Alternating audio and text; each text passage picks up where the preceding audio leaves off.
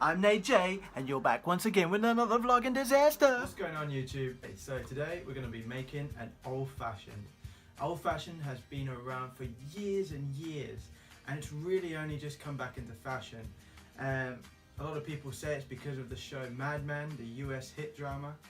Great show. Actually, I just started watching it last night, and sure enough, there's a lot of references to old fashions and sort of prohibition cocktails in that show. So this drink is super boozy, it's got bitters, and for citrus, it's only just a zest at the end. So it's a really big, heavy drink, but super tasty at the same time. Okay, so we're gonna go ahead and make it. So what we want is we want a tumbler glass, and actually, from the cocktail came a name of a glass, and you can also call this an old-fashioned glass. So we're going to use this old-fashioned glass for the old-fashioned cocktail. Go figure. Okay, first of all, what you want to do is you want to get a paper napkin, or if you don't have a paper napkin, just use a piece of kitchen roll, fold it over into 4 pieces, place it on top of your glass like that. You want a brown sugar cube, like this. You can use white if you want, but I definitely recommend brown.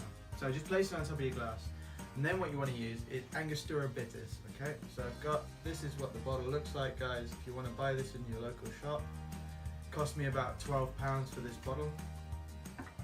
I've just got it in here because I prefer to use this dropper here. It's a little bit easier to measure the drops, whereas this can be a little bit sporadic sometimes. So we're gonna use this one.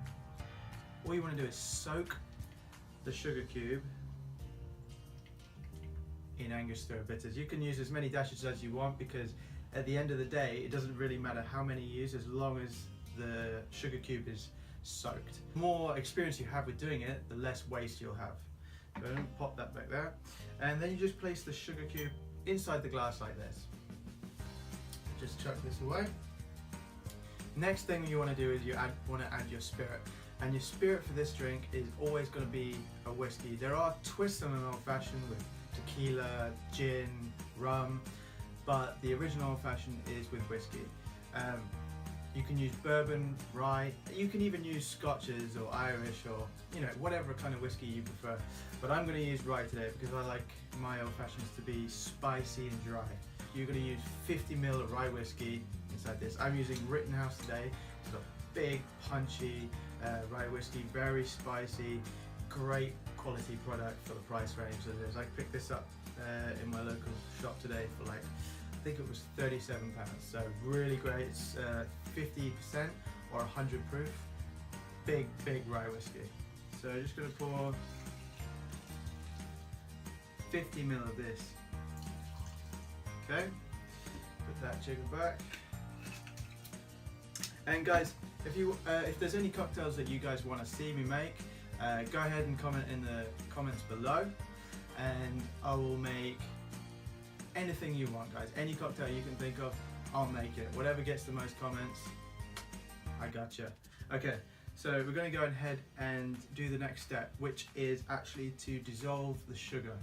Now you can't completely dissolve the sugar, but what you can do is break that cube down.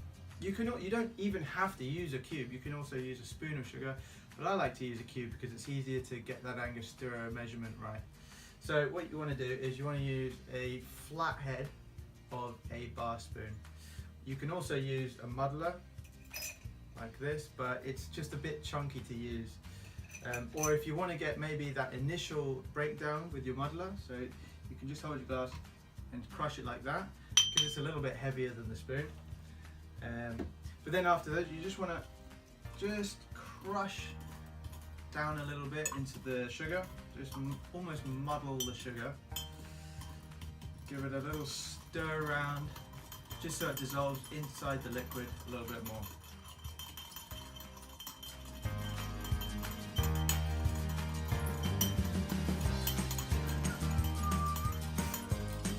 Okay guys, so when that's done, all you want to do is just put your spoon away and then go for the next step, which is add your ice. Now this probably is the most talked about controversial bit of the drink. There's 2 ways to do it. You can make the drink on your time, or you can make it on the customer's time. And what I mean by that is you can make the drink, you can stir it down with the ice, so when you taste the drink, as a good bartender should, and you give it to the guest, the drink is perfect at that point. Now the problem with this is the drink only degrades from that point. So what you want to do, in my opinion, and this is what I do to my guests and they seem to love it, is give the drink slightly less diluted than it should be at optimal time. So when you give the drink, it's still getting better and better as the guest has it in their hand. Some people just want to have a quick drink, and that's fine, and you should always ask your guests exactly what they want. So what I'm going to do is I'm going to add some ice to this. I'm going to add just about 3 cubes for the start, and then I'm going to give it a quick stir. And what the initial first cubes do is they give it that little bit of dilution that you do need, and not for long at all. So just keep adding your ice, guys, and you can see the level of the liquid is going up and the level of the ice is going down. That means your dilution level is getting higher and higher. Keep adding that ice, guys. So stir, stir, stir. And what you don't want to do, well, I see a lot of bartenders doing this, is actually touching the glass. When you touch the glass, you've got to think that your hand is warm and the glass is cold. So you're bringing the temperature straight away, you're bringing that temperature in the glass up, and you want to keep that liquid as cool as possible. So when you serve it, it's at optimal temperature.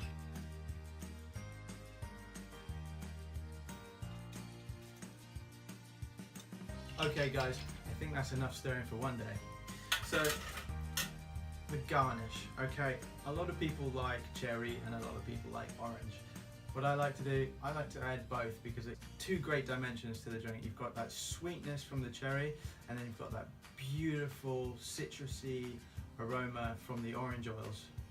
So what I do is I just zest the orange over the glass, give it a wipe around the bottom, so when you hold the drink, you'll actually get the orange oils on your hand, and when you smell your hand, or if you touch your face, you'll get those beautiful orange aromas, and it adds to the atmosphere in the bar.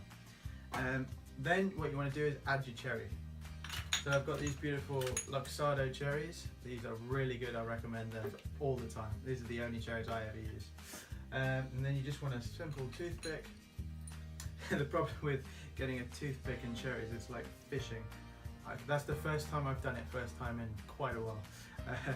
And then just give it a quick stir with the cherry just to get those juices around the glass, and there you have it. It's a beautiful rye old fashioned, guys. So that's it for today's vlog tale, guys. Hope you love this old fashioned. AJ out.